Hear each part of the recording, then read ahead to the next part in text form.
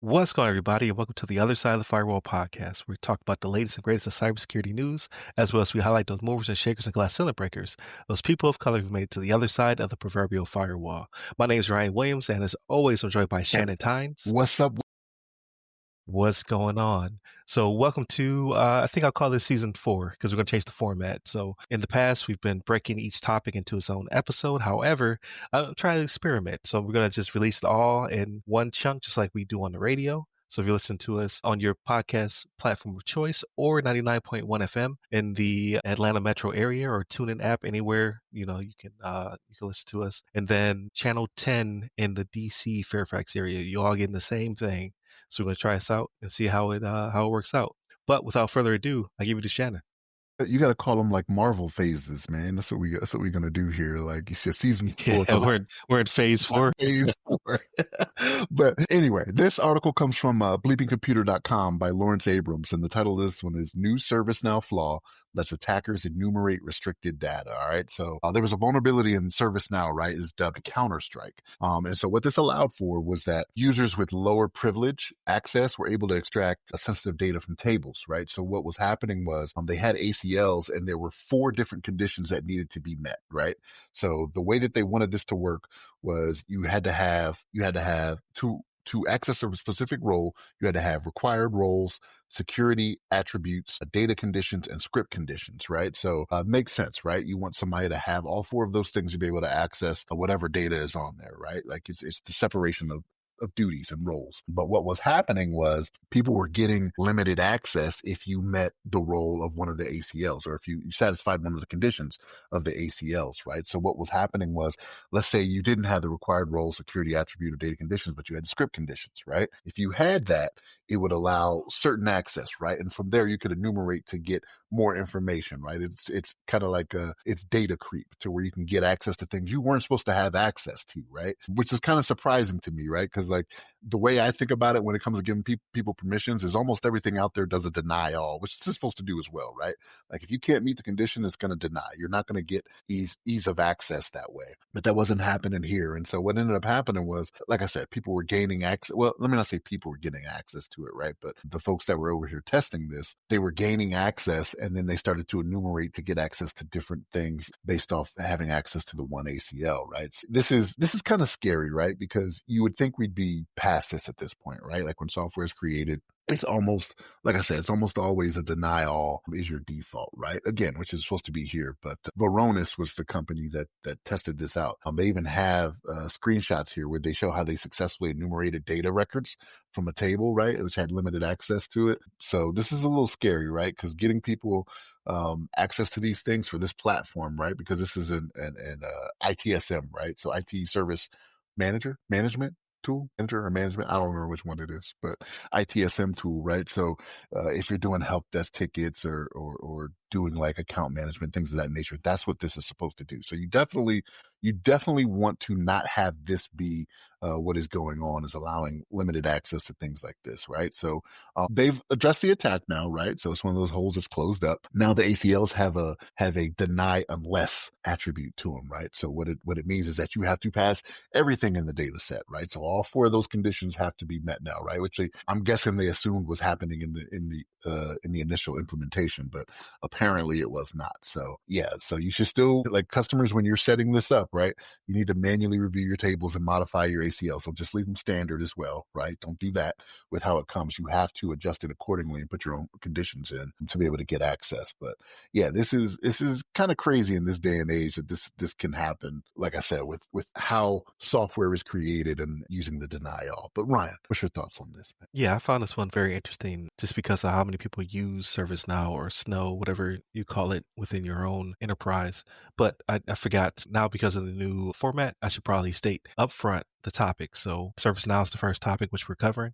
Topic 2 will be North American APT uses Exchange 0 day to attack China, which I found very interesting. And then the discussion will be the McDonald's AI recruiting platform and how it was how it had a security flaw and exposed millions of records. So please tune in throughout the entire podcast to hear all the above, because again, we're just sending it all out in one chunk. Also, the guide is out. So the other side of the firewall, uh, the uh, the guide dropped on July 8th. It's already out there in the wild. People are buying it. I'm waiting for feedback. More, I'll get all that excitement because people have to read it before they leave me feedback.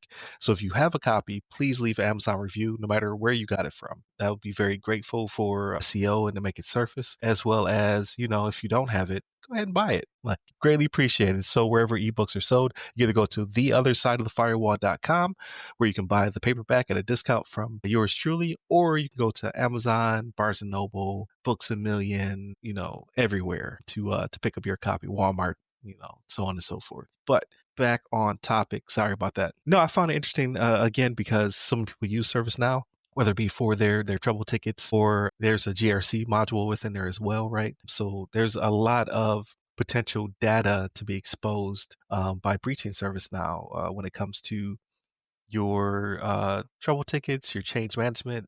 Like use it as your cab, right? Change advisory board to save tickets and things of that nature. Because a lot of changes are done via ticket, right? So okay, we're going to make a change to enterprise. We need to track it. Let's put it in as a ticket. But then again, as a governance, risk, and compliance tool, because it has that module within it, you can also expose a lot of data when it comes to we have these vulnerabilities. This is how we mitigate them, or this is how our risk appetite is set up, and we have not mitigated these vulnerabilities because they're so low on the totem pole. There's way too much data to be exposed, so I'm glad they figured this out. I'm relatively new to uh, working with companies with ServiceNow because of the military's Remedy, right? So same thing. So if you're in the DoD, Remedy is very similar to ServiceNow. I'm sure the UI is different, but they're pretty much all built similarly, right? Just depends on which side of are you in the DIB, are you outside of the DIB, and how it's basically wedged into your enterprise because it also has the ability to integrate with other tools and software because it's so I want to say homogenous, but it's not.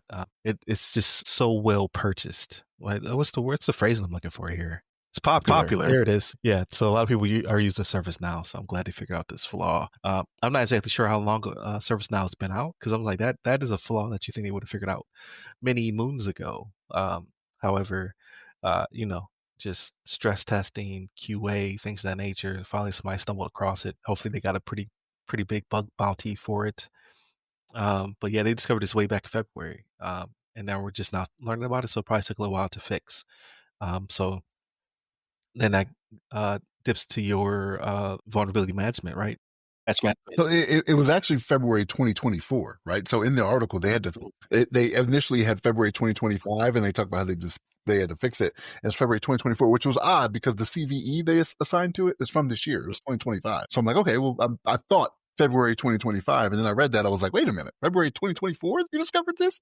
How did it go this long before it got reported, right? But yeah, it's wild. Yeah. So again, like check to see like if you're working with ServiceNow, like probably if you have like a rep that works with you, they're already helping you to patch and mitigate. However, for those mom and pops that may be using it, like hopefully you've developed a patch management schedule. If not, then there's something you should definitely look into. Like, I use ServiceNow for whatever X, Y, or Z. You should probably double check to make sure that it is being patched. Perhaps you have like I don't know, a B2B type situation, like maybe you're able to subscribe to ServiceNow to some extent, then they'll be patched on their end. But if you have your own instance of it, then you should probably look into to make sure you have the most up-to-date patches when it comes to ServiceNow. So, and to be clear, this is more prevalent with your insider threat situation, right? It's not a matter of people from the outside getting in. I'm not saying that can't happen, right? If someone gains access to the system, creates an account, and then they can go and they can just creep that way. But for the most part, this is people that are already inside your organization. But even then, you have separation of duties and different roles that people do in your. yeah, no, that's a good point. So yeah, we can move on to topic 2. With that being said, go buy the guide, The Other Side of the Firewall, where books are sold. If it's not on your store shelf when you go there, you demand it. You say, hey, this is a popular book, all right, around the world. We need this book on the shelves. So I greatly appreciate that. Without further ado, I'll give it to Shannon. All right, everybody. This next article comes from darkreading.com, written by Nate Nelson. And the title of this one is North American APT uses Exchange 0-day to attack China, right? So we always hear the stories where it's, Russia, North Korea, or China. They have APTs that are out there attacking people, right? But nobody ever thinks, well, let me not say nobody ever thinks, because if you're in China, North Korea, Russia, you're thinking about American APTs. But with what we report, it's always the other way around, right? But it's kind of foolish to think that it's not happening, going both ways. But turnabout is fair play, right? That's what's going on. They report it as a Western advanced persistent threat, and the reason they kind of tied it to this is because they look at the time frame, like from it's kind of weird when I read this in the article. They said that the majority of the action seems to be happening from 9 a.m. to 6 p.m. Pacific time, right? So they're like, okay, it's got to be either Canada or the United States, the West Coast of the United States, right? They're like, this is who we attribute it to because of the activity and the time frame that is happening, which was kind of funny. But no, so they've dubbed this the Night Eagle Group, which leads me to believe they think it's America, right? Bald eagles. I love that. I love that because we always say like jade for certain countries or bears Yes. for Russia. Like they gave us the eagle nomenclature. I saw that and I was like, yeah, you think it's us. You think it's us. Yeah, Night Eagle Group, or APTQ-95, right, is what they've dubbed the threat actor. But yeah, they're exploiting Microsoft Exchange to steal Chinese intel, right? So again, this is not something new that's out there, right? Like we've actually done stories on the show where we've talked about us being an APT going to other nations, right? Look, us being more offensive. It was happening more in the previous administration, but it looks like it's not. And this could be something that's just been ongoing for a while. That's just been continuing throughout the years, right? I'm not going to automatically assume it started in this administration, the current American administration, but it is not a new thing, right? So you gotta be careful out there, right? So Microsoft is like, hey, we don't see anything that shows this is specific to us or anything that we need to do. But yeah, we've been exploiting it, right? It's not like you're immune to this, right? And this is 0 day, right? So it's not like it's something that's been out there that was reported that just hasn't been getting fixed, right? The 0 days are those things that's like, hey,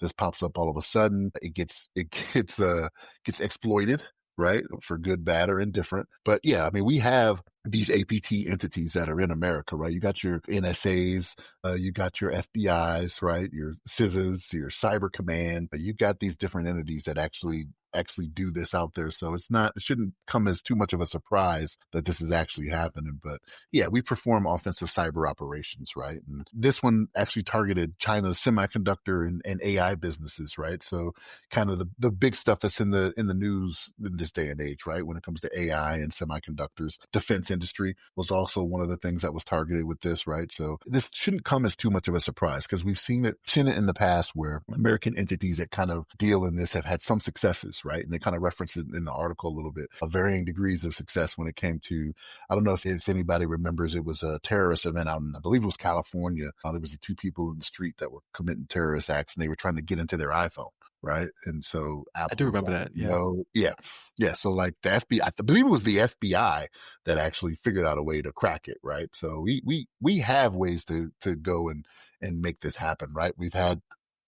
Um, we've had numerous instances of the government going out there and gaining access to things that don't necessarily belong to them. I'm gonna say it like that, right? I don't want to be too crazy, but yeah. So this isn't new. The fact that we're doing it to China or Russia or North Korea or whomever shouldn't surprise anybody. But yeah, Microsoft, hey, got a 0 day out there. We're gonna exploit it because think about this. Microsoft widely used around the world, right? It's not like they're not used like across the globe. And when you have a large organization like that, like Microsoft, and that is widely used like that, you have to know you're going to be a target, or let me not say a target, but an attack vector, for other nations, right? To include us. Like, it's just how it is, right? With Microsoft, Outlook is used everywhere. Right. Very seldom do you see people not using it. So just know it's out there. But Ryan, what's your thoughts on this, man? Yeah, I found it interesting because it's hilarious to me that they named it something with an eagle. I was thinking either Eagle or Uncle Sam or something like that, right? Like when you think US. But the second part being I wonder how they strike the balance, right? So we're US entity, doing cyber operations or what have you, using an attack vector that's an American company, right? So I know Microsoft can't be in the know because then they have to patch, right? They have to do the due diligence. because they're like, we don't want to be used in that regard. I would think. Well, how is the balance between reporting and not reporting? Because you don't want U.S. companies to be susceptible to this 0 day as well, but you're not doing offensive operations on U.S. entities. You're doing it against foreign entities. So I wonder, when do you report and when do you, because like like usually the FBI, NSA, and CISA report these things to these companies to make sure it can't be used against U.S. Entities, and it's a U.S. company as well. So when do you report? When do you report and when don't you report? Because you use this as an attack vector to whether it be to steal government secrets or to lay backdoors and traps or whatever you're using it for. It's just that would be a weird balance to me. Yeah, but you can't sit there and not do anything about it, right? So and we've talked about this before on the podcast where we talk about giving specific timelines when vulnerabilities are discovered or when the companies need to fix them. But I get that, for them, it's a bad look, right? Because even, like I said, even in this one, let me not say they said they didn't have a problem. They were like, we don't know of any vulnerabilities to date, but we're going to investigate. It's kind of the Right. tack they took, right? So it's not like they're denying it like I initially stated. I don't want to say it like that, but they're like, yeah, we're investigating it, right? But that's kind of how it goes with 0 days, right? You look into it and it comes quickly, right? Like gets exploited out there in the wild, and that's what happens. But usually it's not to this degree to where it's used from a nation state, right? To where Right. they're utilizing it. So Yeah, somebody was sitting there rubbing their hands together, like, "Oh, this is a good one." And but what's the time between when you light the fuse to when you report? It's kind of what I'm trying to get at. Like, we're trying to get as much out of it as we can, but we still have to do our due diligence in this case to report to Microsoft and say, "Hey, you got a hole here that may have been exploited." You're like, "Wait a minute." So it just it's weird in that regard. But hey, like you said, turnabout is fair play. So all the nation states are doing it to some extent.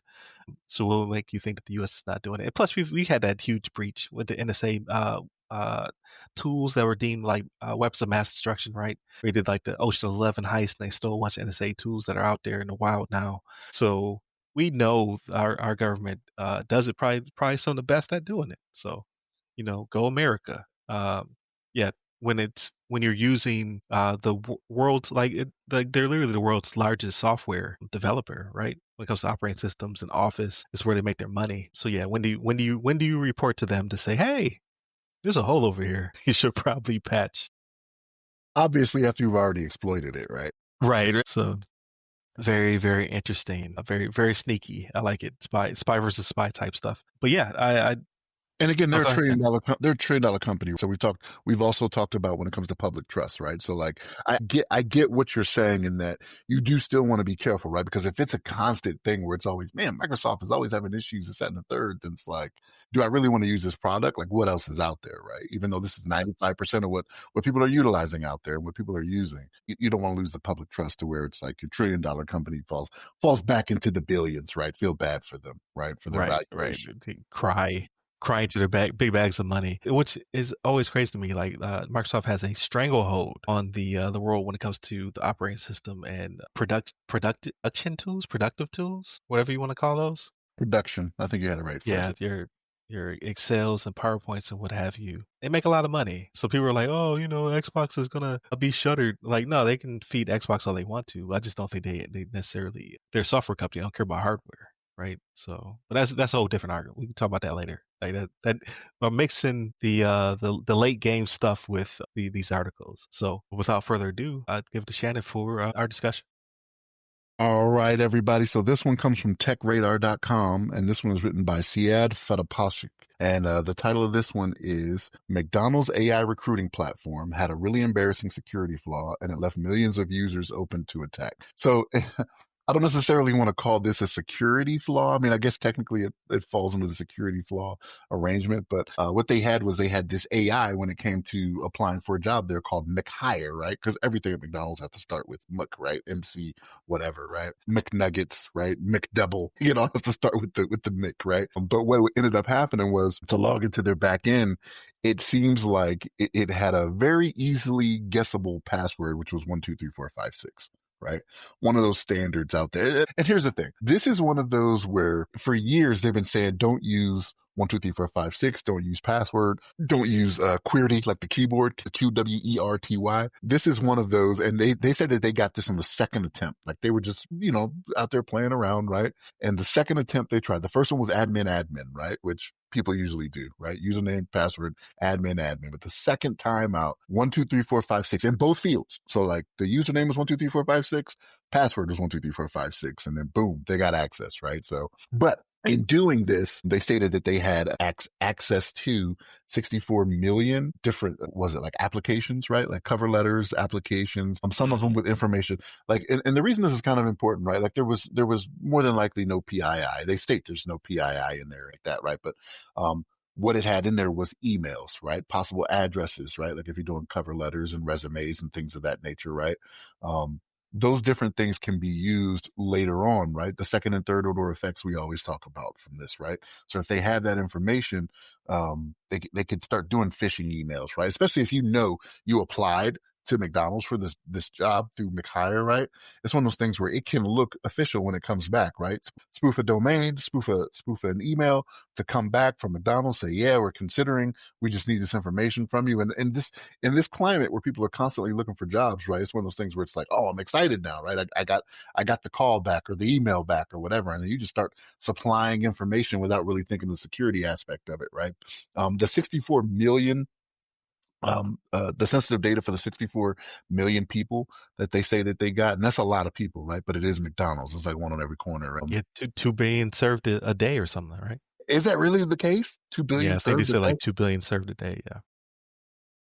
Okay. All right, man. That's good for them. Good for them. But they said that this wasn't everybody that's applied, right? 64 million, they're saying, is not all of them, which that's a big number in itself. But that many Yes, that's records. good enough.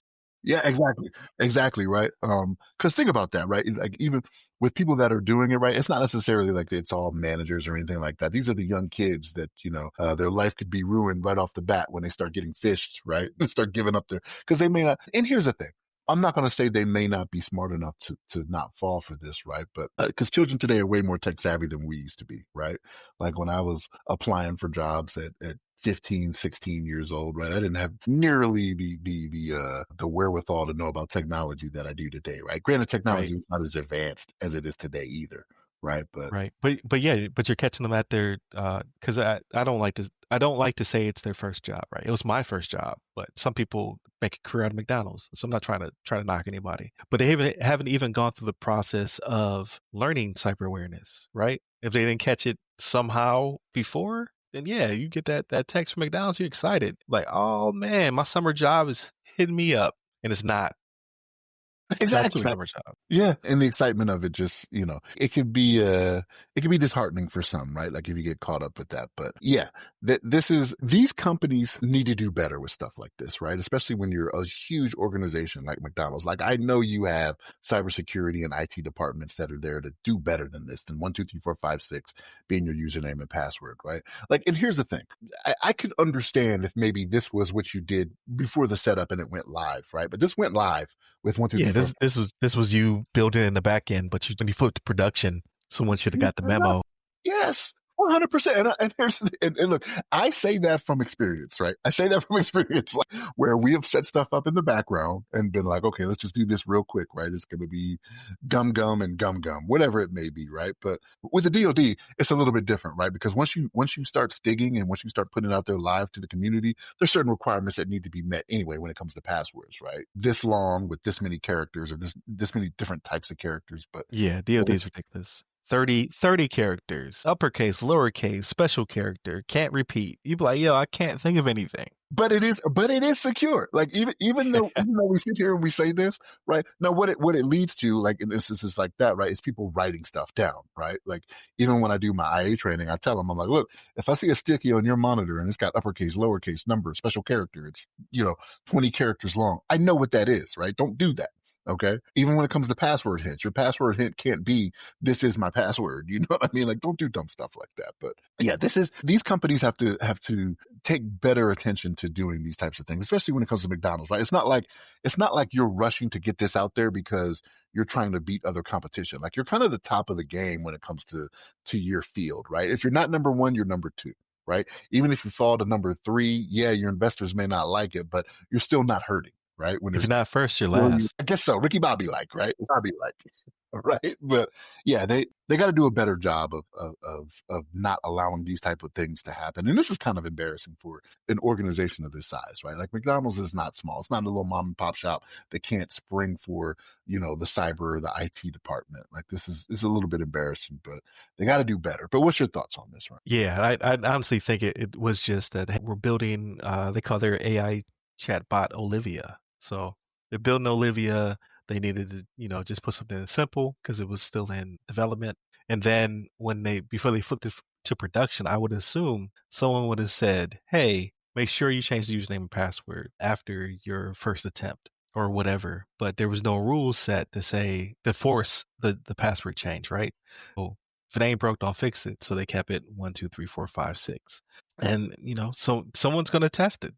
That is the one universal rule of anything attached to the internet. Someone is going to try you. It's just the way it is. Like when I used to work in Virginia with Shannon, we would see people uh, hit our firewalls all the time. Like you'd see like attempts, right? Probes all the time. Sometimes it was companies that worked for the DoD. Sometimes it was companies that were trying to steal information. But you would see it. You would see it hit the firewall. You would see it hit some of the external boundary, and then you'd have to observe and report. I think it went to the 33rd or something like that. At the time, it was the 33rd. I don't think they're a 33rd NWS anymore, but yeah. Got you. But yeah, and then you never knew if it was real or not. So it could have just been exercise. But regardless, anything connected to the internet is going to get tested. And in this case, it was fairly simple. Second attempt, right? Oh, admin doesn't work. Next, we're going to try 1 through 6. Boom, we're in. And now they have access to people's, first and last names, their addresses. I don't know if you put socials on applications anymore. Maybe, but if not, then you're at least getting first, last, phone numbers, addresses, things that could be used in multi-factor authentication, email addresses, and they're able to do their man in the middles. They're able to do phishing attacks on these individuals. Also, this chatbot Olivia did personality tests. So who's to say what that could be used for in the future, right? I've done a personality inventory, but I did it for the DoD, so it was probably way more intense than McDonald's, or not. I don't know what McDonald's is up to nowadays. But when I did it for the DoD, depending on the information, some people were asked to leave after they did the personality test, right? Like, does that mean they're a psychopath? I don't know, but you can glean a lot from a personality test, Rorschach test, things of that nature. And I'm going to have a guest on in the next couple of weeks, friend of the podcast, Alan Wesley, who's actually in the guide as well. So make sure you cop the guide, The Other Side of the Firewall. You can buy it pretty much everywhere. Go to theothersideofthefirewall.com. Get it from me at a discount, or you go to Amazon, Barnes & Noble, Books A Million, Walmart, all the above. But he's coming on to talk about I can't remember how he phrases it, but to not be too reductive, I say brain privacy, right? What advertisers are able to glean from your search history, as well as your habits and your use of AI and things of that nature, all put together can determine your thought processes, what you want to purchase, where you're going to go, where you're going to travel. So there's a whole nother level of cyber that's now starting to develop around cognition, because it's able to predict patterns and movement and things of that nature. So could that be gleaned from this personality test? Who's to say, right? It's just, you have to think about what the future holds. What can this information morph into as time progresses? And now they have the personality inventory of 64 million people, right? So what can they use that for? Who's to say? Blackmail, more than likely. Right. Here's what you have to think about, right? So, like, when it comes to stuff like this in this day and age, this is something that can be used 30 years down the line when you're running for political office or something like that, right? It's like when you were 16, McDonald's said you were a psychopath. Why should we make you our comptroller, right? Like, stuff like that. Yeah, you never know. You honestly never know. So yeah, it's unfortunate, and that scale, like, even though more than 64 million people probably apply for McDonald's every year, or it could be every month. I don't know. Like McDonald's was my first job, so that's actually where I met my wife, right? So we met at McDonald's, started dating. It's like the whole love story. Like, McDonald's, if you like to sponsor me and my family, give us McDoubles for the rest of our lives, let me know. I'll tell the story of first job leads to a great life of white picket fence. I'll tell the story. Put me in a commercial. Was it ba-da-ba-ba-ba? I can do that. I'll practice. But and but in all seriousness, like when it comes to volume, 64 minutes is a lot of people. So they got a lot of data that can be used against people for years to come, right? Like you said, that might be your first job, you're 15, 16 applying to McDonald's, they can target you in your 30s. Here's another phishing attempt, right? To try to steal your information. Or if you give information, right? Like what if there's another, not to give the bad guys an idea, but they're already pretty sophisticated as it is. But to say, what is this as a phased approach? First, they get in contact with you, they, get that report going, and then ask you for your social security number. You're naive enough to give it to them. So now they're, stealing your credit, good, fresh credit at that, right? Earlier on in your life. So there's a lot of implications and bad things that could happen because of this breach. So I'll be interested to see how it uh, kind of evolves in the future, because we're still talking about 23andMe. That's still a thing, right? From that breach, and that just continuously evolves over time, and how that's being used. So interesting stuff. It's crazy is when you were mentioning earlier, people were asked to leave for the personality test. It made me think of To Catch a Predator. Like, do you know whether or not they walked out and then police like grabbed them up and like detained? Did you ever see those? Like in a hallway? Yeah. Did you ever see those people again? Like, I'm kind of curious, right? No, it was just a room of strangers. I was not to give too much away, but I was working for an entity that does personality testing before you go, but they're also looking through your social media. So it could have been a combination of both. It could have, or either or, right? They could have found something about you on the internet that could be used against you. So we don't want you're not a good candidate, because then you become an insider threat, right? If you get uh, hemmed up. Or it could be that you're not a good psychological fit for one of the teams we were thinking about assigning you to, because of maybe you're too loosey goosey with the morals, or maybe you're too rigid, and that's not going to work, or X, Y, and Z. I just know people's names will pop up because we're like in a forum situation. People's names will pop up on the screen, and they'll have to go talk to someone. Some of them came back, but 99% of them didn't come back. You got released back to your service. It was like Men in Black. Remember the Men in Black when he was getting ready? It was kind of like that. I was like, yo, this is wild. But yeah, you can learn a lot. You can learn a lot about a person based upon a personality test. So just interesting to see how that's used for and against you. I don't know. We'll see. Be the big Mick Hire scandal in the near future. Yeah, so definitely we'll come back to this, because I think this is pretty interesting. So, but yeah, definitely check out the future episode. So it'll probably come out in August, but it'll be with me and Alan Wesley on the Ask a CISSP episode of the podcast, talking about mind privacy, brain privacy, and things of that nature. But yeah, let's get to it. So typically it's for the episode of its own, but we like to do the weekly rundown, right? It's like, what did you do this week or last week, or because we took a holiday break.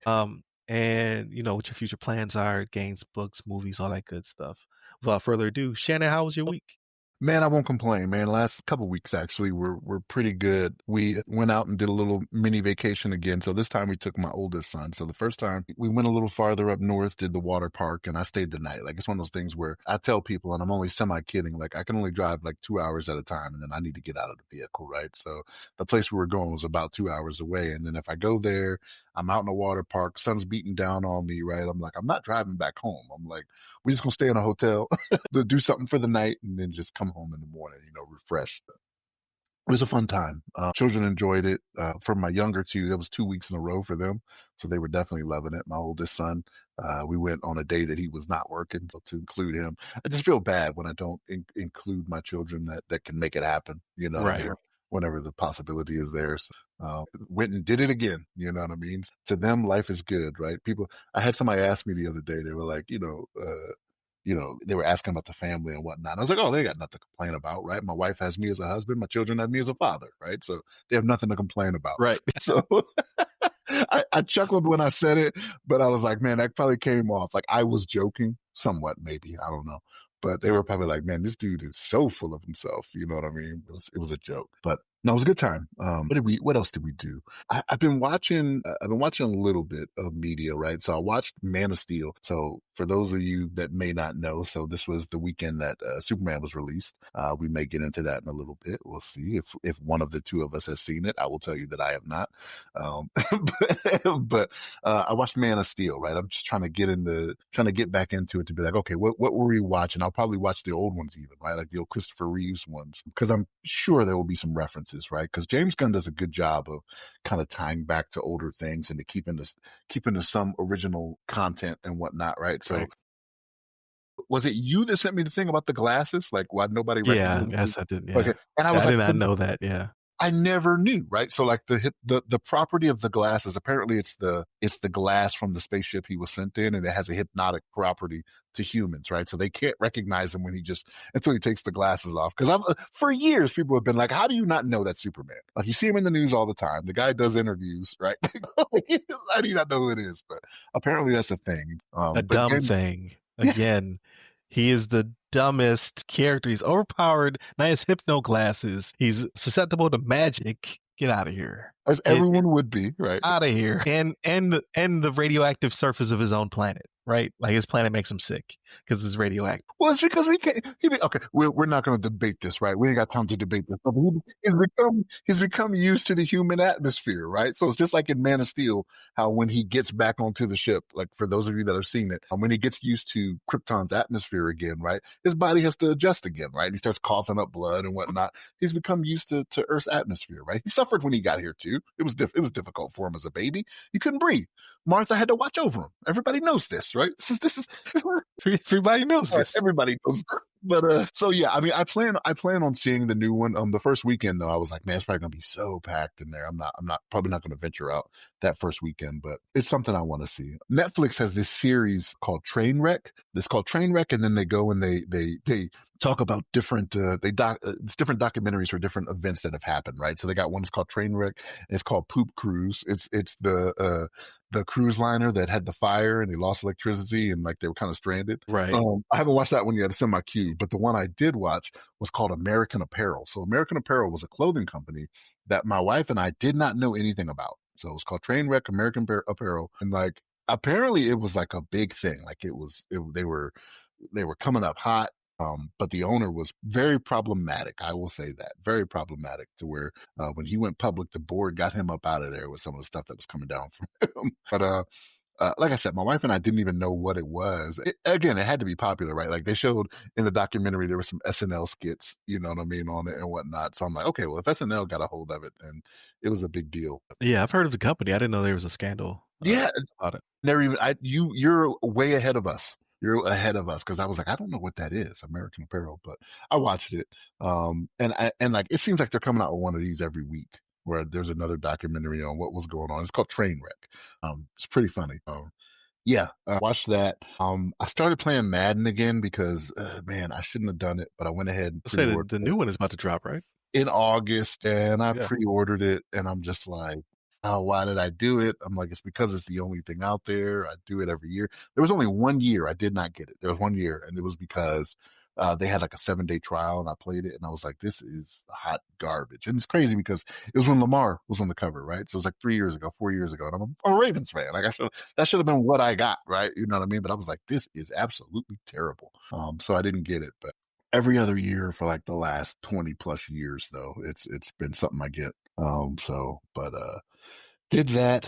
What else did I watch? That's probably pretty much it. Good Place. I don't know if you ever seen the TV series A Good Place. I had seen it before years I've ago. seen the thumbnail. Like it's like they're like in heaven or hell or purgatory or something. Is that it? You gotta watch it. You gotta watch it. Yeah. Watch it. But yeah, it's an interesting concept. But I watched that again. Like I said, it had been years since I seen it, and I was like, oh man, this is kind of interesting. But yeah, that's pretty much it for me, man. What about you? What you been up to? Actually, surprisingly, I got a lot of content in. So I did see Superman. So I'll talk about that last. But still playing the video game, Expedition 33. I'm at the end. I'm the second last boss is beating my butt. My reflexes are trash, so I'm trying to brute force my way through. So I'm going through and I'm grinding. Right, I'm in the world. I'm getting my level up. So I think I'm in the 50s. So when I fought him the first time, I was in the 30s. So I'm just trying to get to like either the 60s or 70s and go back and hopefully mop him is the goal. Because he was killing me in like 2 hits. He's a beast. So playing that, enjoying it. What else am I playing? I downloaded another game called Jusant. I think it's French for like rising tide or something like that, or something to do with rising. But it's a game where you're climbing, right? So it doesn't have any story really. Like you just show up to a mountain and it's time to start climbing. So I started doing that, and it's kind of one of those games you play to unwind, right? So it's got like cool atmosphere, cool music. I don't know why I'm climbing a mountain, but the mechanics are fairly simple, where the triggers are your right and left hand, and you just have to figure out as you're climbing it becomes a puzzle, right? Like, how do I get from point A to point B? Like, do I need to cross my hands? Like, you have like grip strength and stuff like that. And as you go up, I forget what they call it, but like you anchor yourself in. So you can gamble. Like, I'm not going to anchor myself into this one because I'm anchored into that one. It's easier to get over here. But if I fall, I'm going to fall several, feet or meters down and have to climb my way back up to where I was at last time. So it's kind of cool. Definitely something to unwind. Like my wife immediately left. She got super bored because I was just climbing. But it's one of those things to take your mind off of the. So is the music in French as well? Like, is there words or is it just all It's just it's just atmosphere. instrumental? Okay. Yeah, instrumental. But so yeah, I guess I'm playing two French games. Expedition 33 is very French, and it does have words. It's all in French. And even though I'm playing with English audio, they'll sometimes drop French sayings, right? Or like curse words and stuff like that. I guess I'm in that mood. I'm in a French, like I don't know, like they're like satirical and very poignant and lots of passionate. So for everybody out there, if you start hearing "Sacre Bleu" every so often, You're come on, right. you'll know what's going on here. He's I come out explaining. here in a beret with a striped shirt. Eating croissants. Yeah, eating croissants, a baguette in the background. I don't know.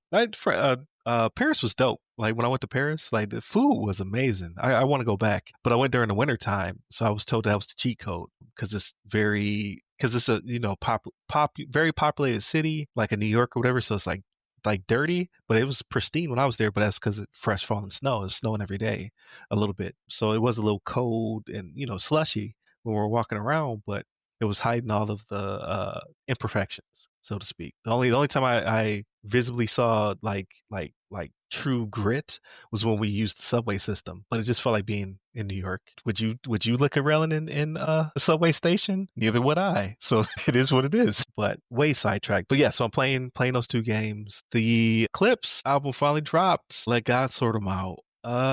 It's got 3 tracks I like. Look, right, and it's crazy because you put me on, like, I knew it was coming, and usually Apple Music will pop up whenever there's new releases to stuff that I play a lot of, and I love Pusha T, I love Clips, and you hit me up on it, and I was like, man, I didn't realize it dropped yet. I only had one song at the pre-release. Right. It was Ace Trumpets, and then when I listened to it, I was like,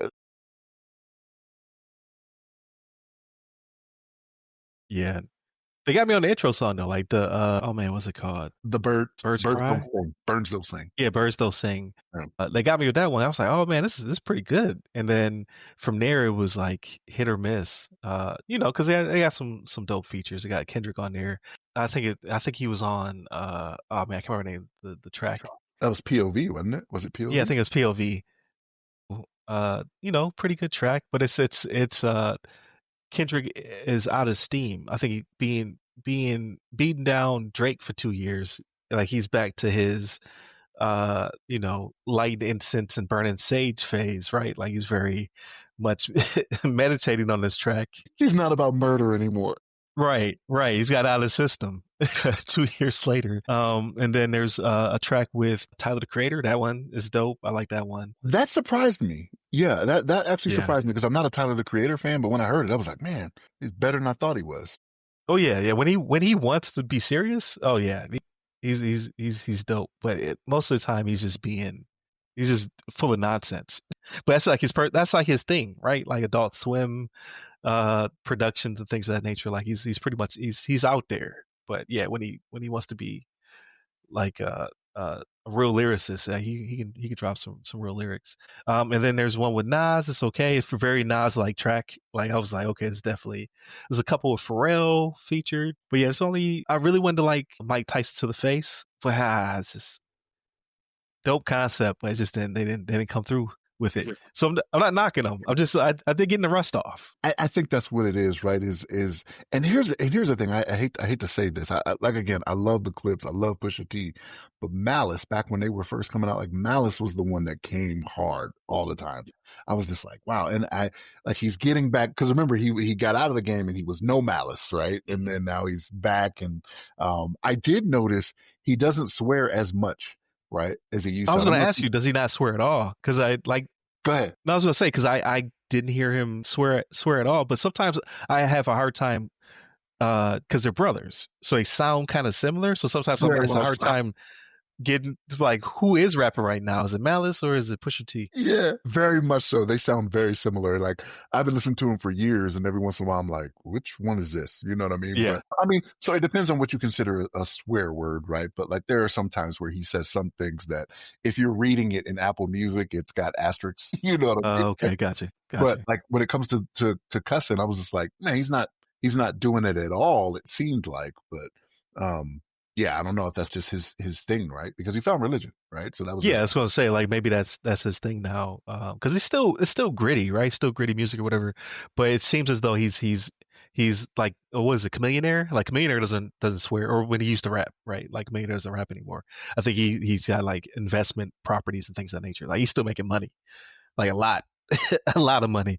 But I don't think he that was his thing. He didn't swear. Like now, obviously Will Smith didn't swear, but now he does swear. And he also should stop dropping music. Will, stop it.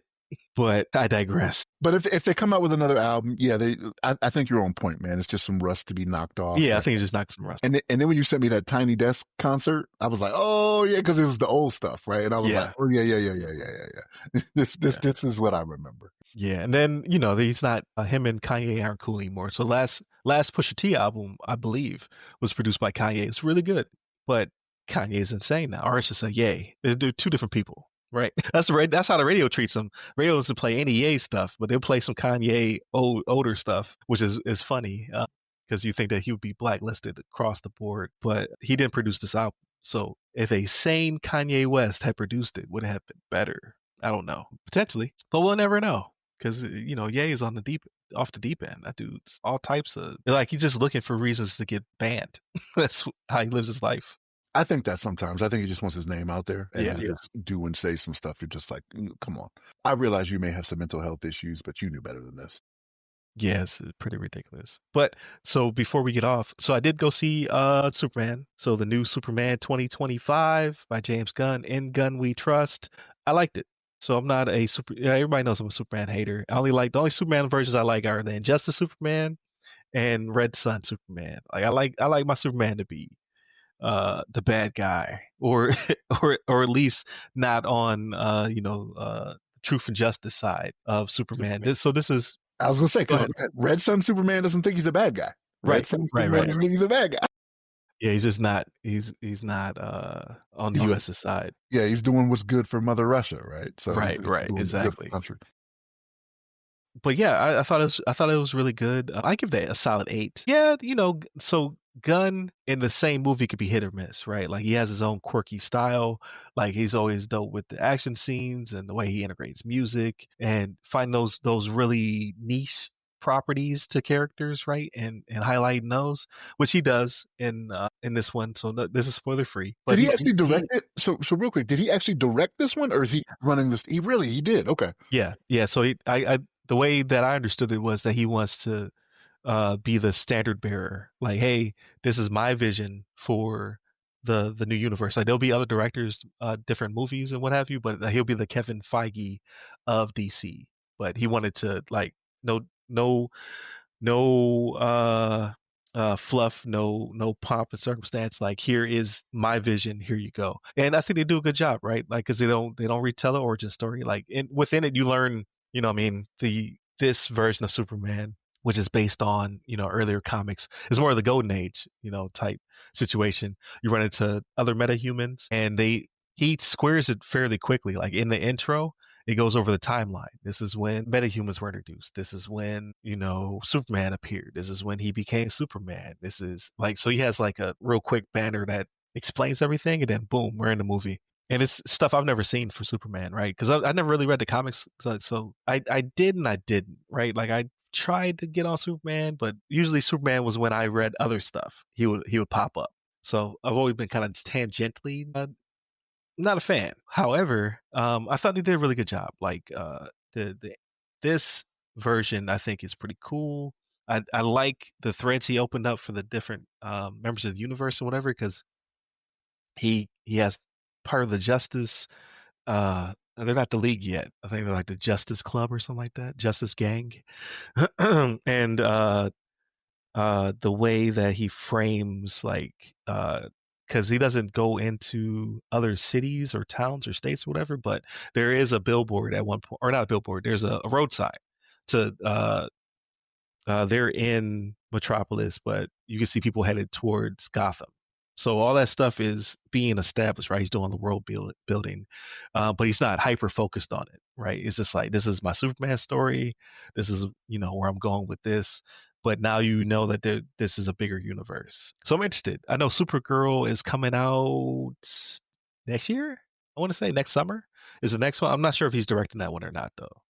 But I'm interested to see what he's going to do, because so far he started out with a pretty good one. Like this is kind of like his Iron Man, right? And that sets up the universe, and then they go from there. So, can't knock it. I thought it was pretty cool. They had some really cool characters. Mr. Terrific. I've never heard of this character. I've never seen this character in anything. But I watched Tropic Thunder earlier in the week. He sounded just like Robert Downey Jr.'s character. Like if you watch the movie and you think of that, it's gonna make you laugh because he sounds very similar. I was like, did he study Tropic Thunder before he did this? But aside from that, I didn't really have any beef with anything. Like there was a couple of things that I didn't think were funny, but that's every gun movie, right? Like he has his own sense of humor, and he's he does what he does. And there's some cameos. There's some cool cameos from other DC properties that are now canon, right? But are also things he made. So he's like, what I make is the new DCU, but it doesn't necessarily mean everything is the DCU. So I thought it was dope. I would recommend people go check it out. I checked out a 1 o'clock with the boys, 1 o'clock, and it wasn't packed. So I appreciate that. There's a little bit of room in the theater, but if I would have gone for a later showing, I'm sure it would have been jam packed. So there's that. But I really got nothing coming up next week. It's just me, advertising the book. By the other side of the firewall, you can go to the other side of firewall.com, pick up a copy from me at a discount, or you can go to your bookstore of choice, Amazon, so on and so forth, Barnes and Noble, Walmart. But just pick up a copy, please. If you have a copy, review it. I greatly appreciate that, because that's what adds to visibility. Plus, it gives me feedback, because I already have an idea for the next book, but I'm waiting for feedback because obviously I want to know what works and what doesn't work, so I go from there. But yeah, that's pretty much it. I have a couple of Ask a CISSP episodes. I just had one with Edgar Vanterpool, really cool. He goes from vehicle mechanic to BISO, Business Information Security Officer. Kind of explains how one led to the other. And I think it's a really good showing of how curiosity and soft skills can allow you to career switch. Not necessarily easily, but they bleed into one another. So I think it's definitely worth checking out. So check that one out. And then the next one I have is with Angela Diaz, and she is a risk officer all-star. Like she breaks down how she got into risk, and what risk is, and how it's used in different industries, and how she's able to take her years of knowledge and basically protect the enterprise from a risk operation standpoint. So definitely check that one out when it should come out next week or the week after. But yeah, this is the new format. I need your feedback. Definitely rate us. Go to all the wherever you're listening to this at, leave some feedback. Let us know how you like it, and then I'll pivot from there. Hit me up at all the websites, or I should say, hit us up at all the websites. So the other side of the firewall.com, ramcyber.io, as well as you can find me on LinkedIn at RyRy Security Guy. That's RYRY Security Guy. You can find me pretty much everywhere, but LinkedIn is where I'm most active. Shannon's in incognito mode in real life. So definitely hit us up and leave us your feedback. Stay safe, stay secure.